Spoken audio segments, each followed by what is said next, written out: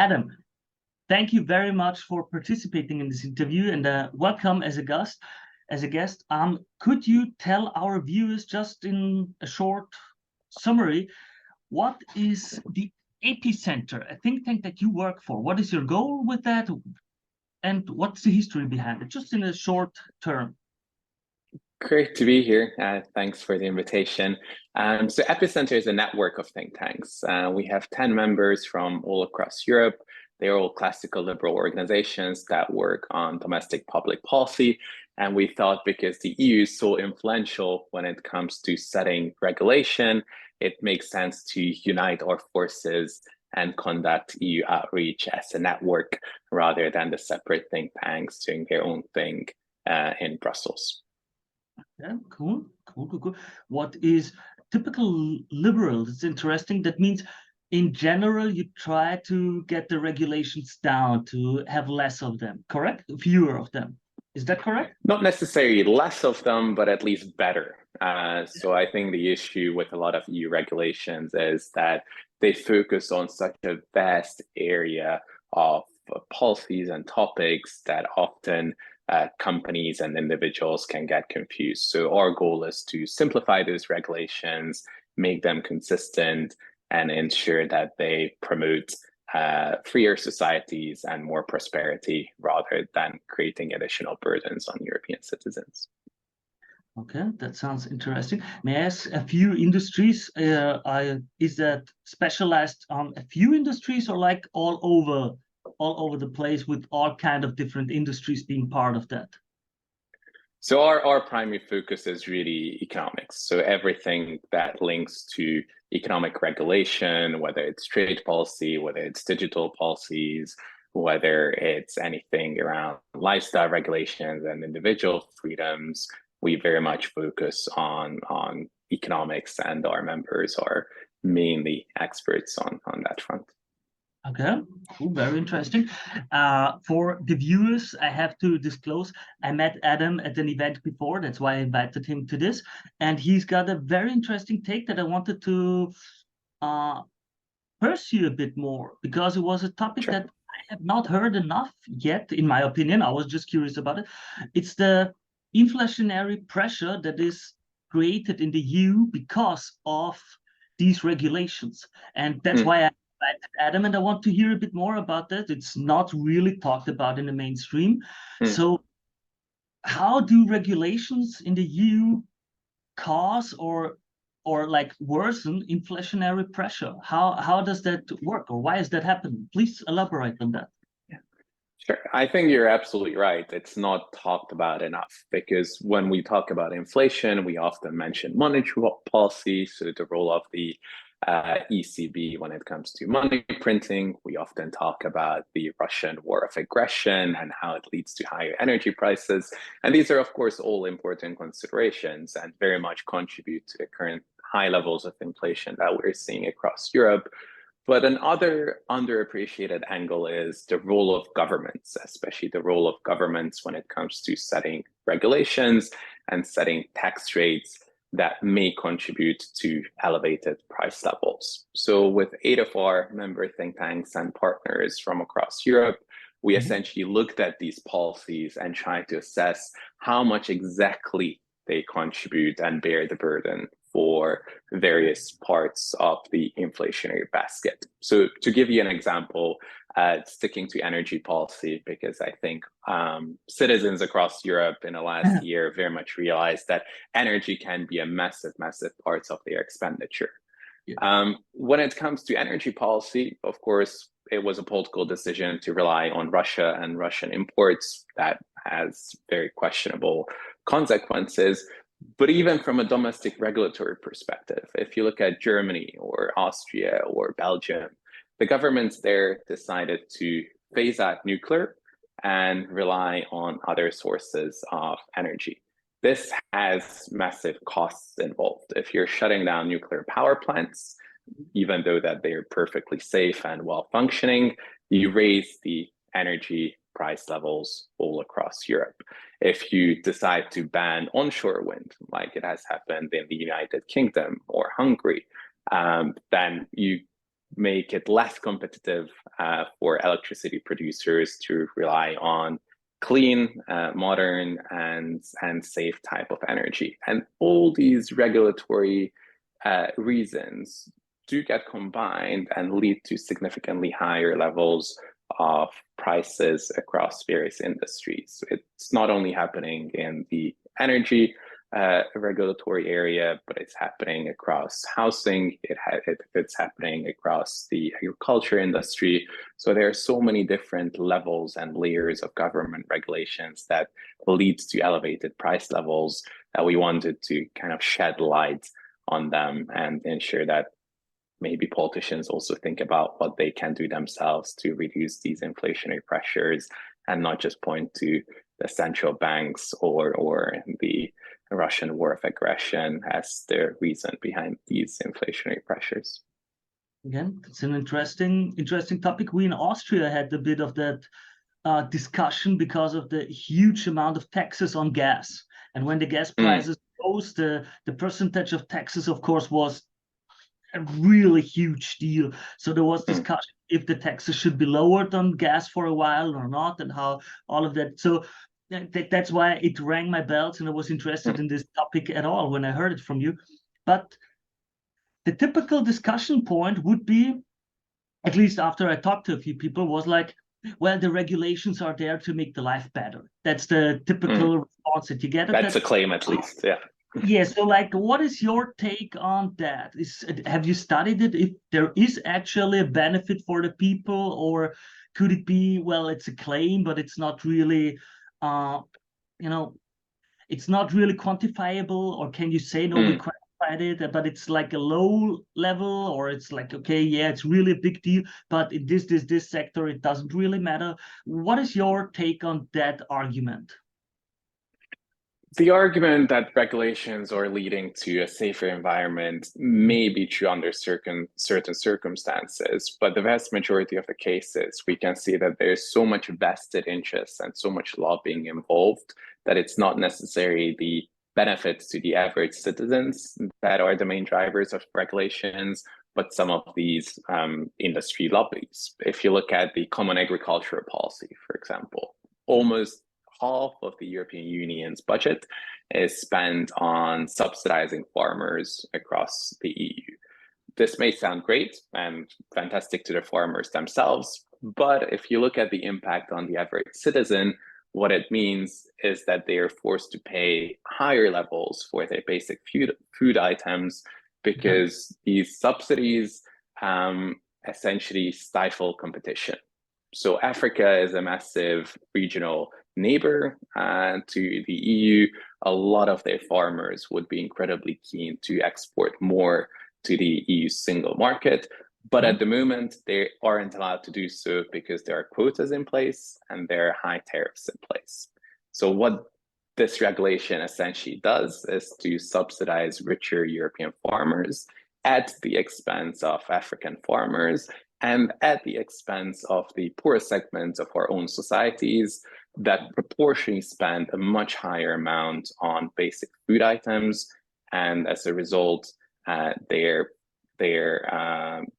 basic expenditure is significantly higher than it would be otherwise without the Common Agricultural Policy being in place. So although it may be beneficial to some parts of the society to have these regulations, mainly the producers themselves, the overall effects are still in the net negative.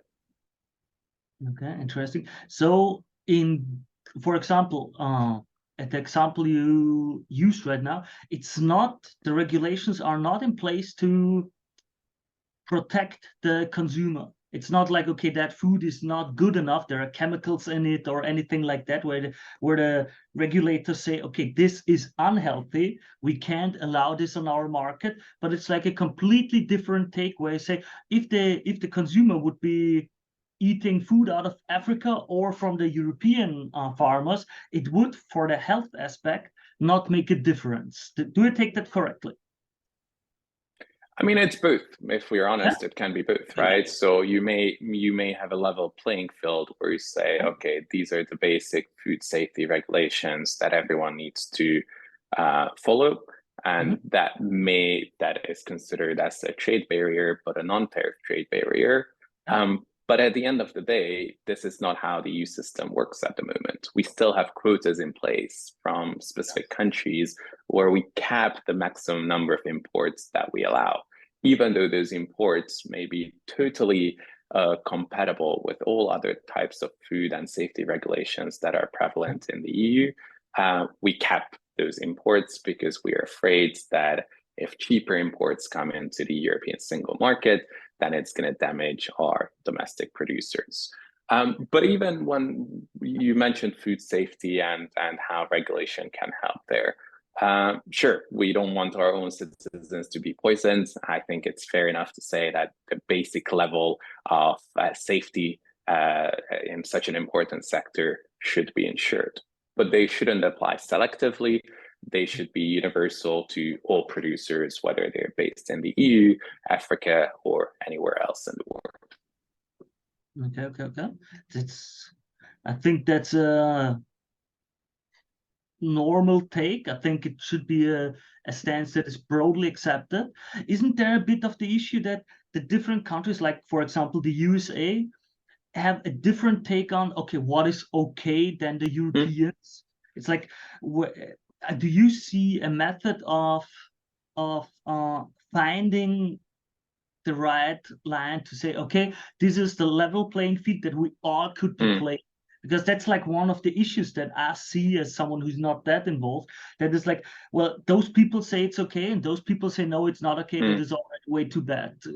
Do you guys have some idea on how to get that issue resolved?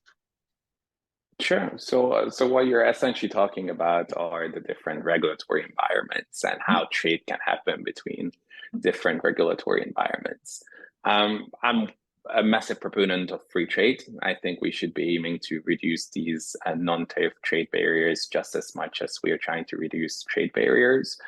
Because at the end of the day, it does benefit our own citizens if there is more competition in the market. So you have mentioned the United States as an example, which is a developed country with high life expectancy, good food safety records, but no free trade agreement with the European Union.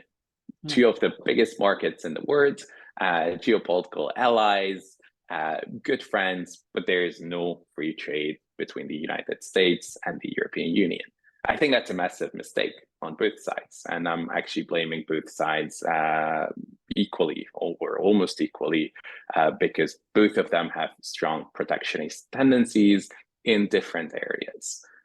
So when it comes to food safety and agriculture imports, the United States is massively subsidizing its own farmers, and so does the European Union. When it comes to the food safety aspect, though, I think there is a lot of panic and there is a lot of unjust opposition to American food imports to the EU. What's the history behind it and why that may develop? I'm not entirely sure, but I think if we actually give individuals the choice and say, all right, you're welcome to eat any American product in the EU single market without any kind of restriction, it will have a massive US flag on it and be labeled that this particular product has been following US regulations rather than EU regulations. Then I think we can both agree that a lot of individuals would be very happy to choose the American one if they think that the quality is superior or if the pricing is better. So I don't think that the average citizen would be worried to drink or eat anything coming from the United States.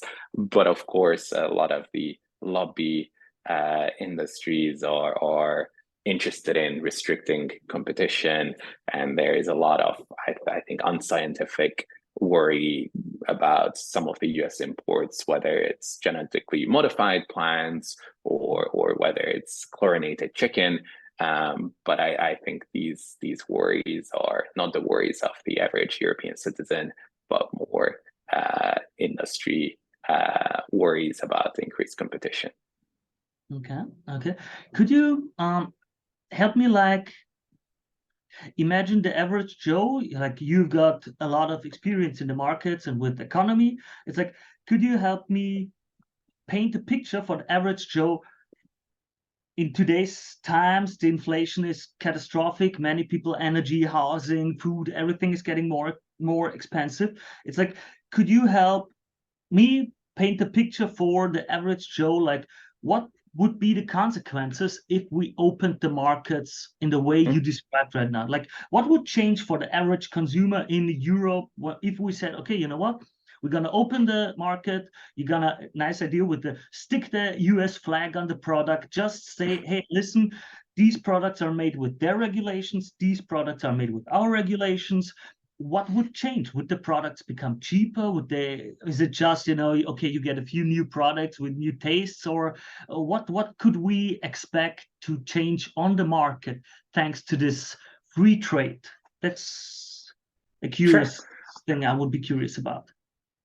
I think three main things would change if these free market reforms were implemented. First, a reduction of prices. Second, increased competition. And third, higher quality and cheaper domestic production. So just a couple of words about each. I think the decreased prices would happen partially because of the increased competition, partially because of the reduction in some of the tariff rates. So at the moment, as mentioned, there is a cap in terms of the agriculture imports that third countries outside of the EU can export to the single market. If these caps were removed and people would be able to freely export to the European Union, then prices would end up falling at the shops. Why I think that there would be more choice and more consumer opportunity to try new products. Well, again, same reason. If you actually have more exporters into the European single market, then it's inevitably going to lead to more choice and more product variety. Why I think some of the European consumers would increase the quality of their goods or decrease their prices. Well, again, this is a result of competition. We have seen that in so many different sectors when the EU started to liberalize the aviation sector, and it wasn't only the national flag carriers that were allowed to fly around, but new airlines could enter the market. This is what we have immediately seen. Prices started to fall. There was more choice for consumers, and the incumbents in the market also started to provide better products at cheaper prices because suddenly they found that there is some competition going on and they need to be better in order to stay in business. So the EU actually has a good track record of liberalizing certain parts of the economy. And all I'm saying is that we should be building on that positive track record and introduce that in other markets like the energy market, like food imports or housing, for example, where still the government regulations are very much inducing elevated price levels and stop companies from productively competing with one another. Really, in the housing market too? There are many. Could you elaborate on that? Sure. Of course. So I'm currently calling you from London, which is one of the most expensive cities when it comes to buying or renting a flat. And London has very much imposed a vast number of regulations, how houses can be built, where houses can be built, by whom they can be built. And as a result, we see that there is at least 3 million dwelling units missing from the housing market here. The consequences are dire. So anyone my age without any kind of family wealth, it's impossible for them to buy a house, and it's almost impossible for them to rent a flat by themselves without any kind of help. So the average citizen here spends 50% of their income on rent, which is a crazy number, and it's getting higher and higher every year. And that's all because the government, including the central and local governments, are artificially constraining supply. even though the demand is there. So housing is now a massive issue that needs to be resolved, unfortunately, not just here in London, but in many, many European capital cities. Wow, wow. Yeah, I heard something about that in Berlin too, in Germany, and there are a few issues in other areas.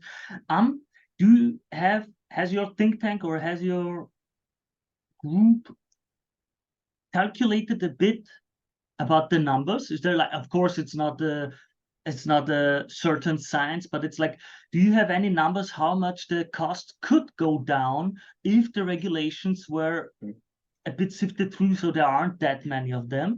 So, like, could you say, well, it's gonna, on average, we would be getting prices that much lower, or is it, so do you have any numbers about that? Sure. I think it's interesting to compare cities that are reasonably like to like. So, for example, the housing crisis is an issue in the United States on the East Coast, but it's not an issue in Texas. And if you look at the number of units that are being built in Texas versus the number of units that are being built in Boston, New York, or DC, Texas outcompetes them fourfold.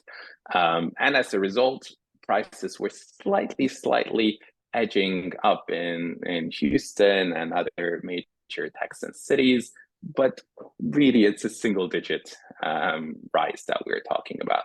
Whereas if you look at the West Coast in San Francisco or Boston or New York, prices have been going up double digits. So even though we are all talking about major US cities where demand is growing and constantly high, because the supply is divergent in Houston compared to New York, prices are not rising as quickly in those places where there is actually sufficient number of housing units being built.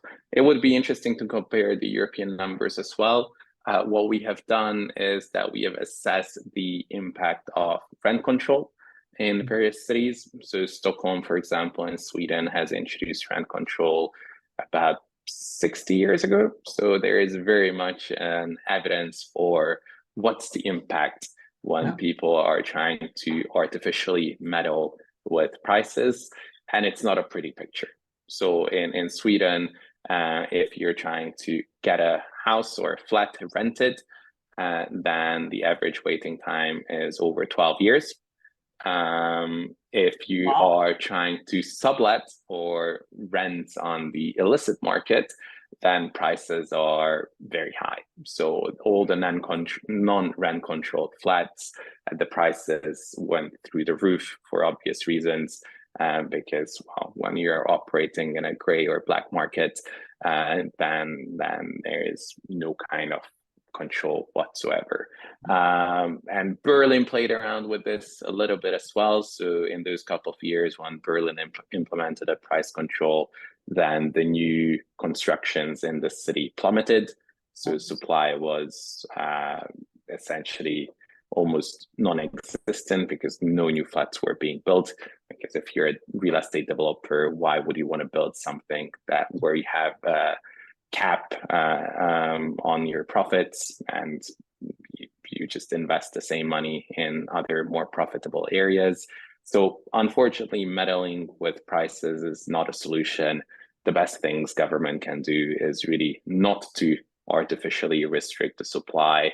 Let developers build, let individual families create their own homes. And as a result, the supply and demand may come into a closer equilibrium and the prices will stop rising as quickly as they did in the last couple of years. Yeah, okay. Thank you for all of these insights. Very interesting topic. I will be looking into it a bit more because I think, as I said in the beginning, and thank you for these informations, the inflationary pressure of regulations is not discussed enough. So something I will be looking into more and will present more information. Does your institution have a few studies about it so the viewers can see the links below on the video? We will be sharing all of these links on this video so that the people can read into it. Is there anything that you would like to add before we wrap up? Is there anything where you say, that's an important topic or an important thought that I did not ask you right now, where I might have overlooked something as the beginner of this topic. Sure. What Well, would you just say? because your viewers are in Austria and your eastern neighbor is Hungary, my home country, I thought I would share a couple of thoughts on what the Hungarian government did to try to stop inflation and what it resulted in. So that's kind of a fairy tale or cautionary tale of what not to do when one tries to stop inflation. Hungary currently has an inflation rate of almost 25%, with food inflation being 80%. And that has one simple reason. The government tried to meddle with the price mechanism. It introduced price caps in a vast area of goods, including energy, including fuel, including basic food items. And as a result, a lot of the shops had to raise their prices on the goods that were not price capped in order to make up for the losses for the price capped goods. So Hungary, as a result, has now one of the highest inflations in the whole of the European Union. So really meddling with the price mechanism is not the solution. It's the liberalizing reforms, both on the regulatory and the tax side, that can help. And in order for the demand and supply to roughly match, that's the only solution for better and lower price levels, not to meddle with the price mechanism. So I hope that the Austrian government is going to be a bit wiser than its eastern neighbor and not try to meddle with this price mechanism. But there's definitely plenty to do outside of Hungary as well in order to rectify these problems. I got to ask you now because that's a question that suddenly sprang to my mind. Especially in Europe, we have a very strong tendency of the population to demand from the government these interventions and these regulations. It was like when the energy prices went higher, it was also the population demands from the governments to, hey, put a price cap into it, do something about it, and so on and so on. It's like, do you guys do work on educating the population about these issues, or what would you say? How can a government keep their hands off of these things? Because after all, politicians, their real job is to be re-elected. That is their main job in truth. So how should they go about it to get these regulations out of the way when the people demand them? So do you guys have any experience or thoughts on that? You're absolutely right. We live in liberal democracies. So what our politicians are doing is vastly representative of what the general electorate demands. That's why I think it's very important for us classical liberals to ensure that a lot of this information is available to the general public. So our Inflationary project has been promoted and discussed in 8 European countries. My colleagues have been touring the various TV stations and newspapers. So with this particular research piece, we did manage to reach over 110 million Europeans, which I think is an important part of influencing the debate and discussion and providing the alternative liberal view, pro-market view to the European electorate so they can consider the arguments for themselves. And maybe the next time they're voting, actually end up voting for political parties that don't promise heaven and earth for them, but actually follow a more realistic economic agenda. Okay, very, very interesting take. Thank you again. Thank you very much for the time you took for this interview. Very interesting topics. I will be looking into it. I thank you very, very, very much. Is there anything you want to tell the viewers before we finish? Thank you so much for having me on. If they're interested in reading more, they're very welcome to check out epicenternetwork.eu, and hopefully they will encounter some of our further research as well. Okay, great. Thank you very much. Goodbye. Ciao, ciao.